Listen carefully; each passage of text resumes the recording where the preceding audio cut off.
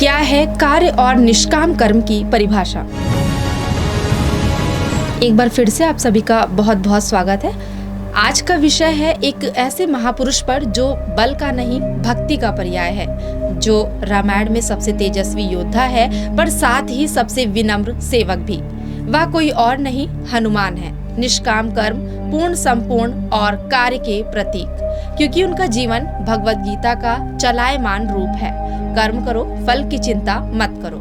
अंजना के पुत्र, वायु के अंश, वेदों, शास्त्रों और बल का अद्भुत संगम, राम के दूत, सेवक, भक्त पर सबसे पहले कर्मयोगी हनुमान का जीवन दिखता है कि विनम्रता और वीरता साथ चल सकते हैं। जो जितना शक्तिशाली होता है वह उतना ही सेवा भाव से जुड़ा होता है, तभी वह हनुमान होता है।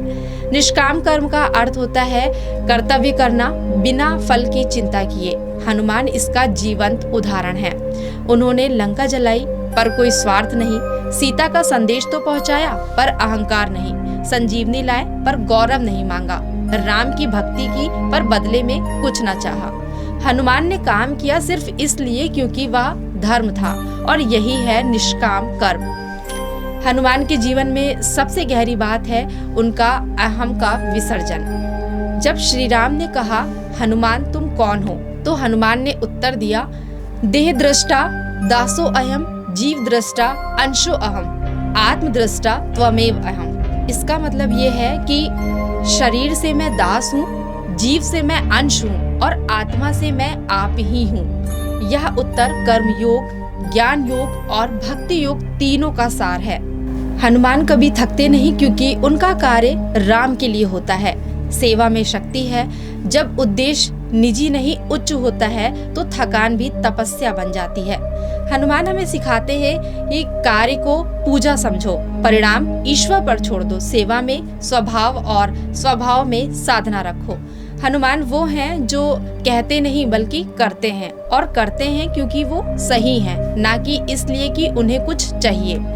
आज जब हम हर काम में परिणाम, प्रसिद्धि और प्रशंसा ढूंढते हैं, तो हनुमान हमें सिखाते हैं कि कार्य का उद्देश्य यदि सेवा है तो वह साधना बन जाता है। यदि आप कर्म को समर्पण से जोड़ दें तो जीवन सहज हो जाता है। कुछ सवाल अपने आप से पूछिए। क्या मैं हर काम में सफल की उम्मीद बांधता हूँ? क्या मेरी ऊर्जा किसी उद्देश्य से जुड़ी है? क्या मैं कार्य के पीछे सेवा देखता हूँ या सिर्फ अपना लाभ? अगर आप हाँ में बदलने लगे तो समझिए आपके भीतर हनुमान जागने लगे हैं।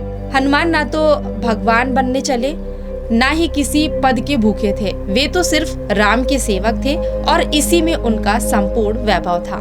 तो दोस्तों, आज हमने आपसे बात करी हनुमान जी के बारे में, जो कि भगवान राम के काफी बड़े भक्त थे। तो कैसी लगी आपको ये जानकारी? अगर पसंद आई हो तो हमें कमेंट सेक्शन में कमेंट करके जरूर बताइएगा।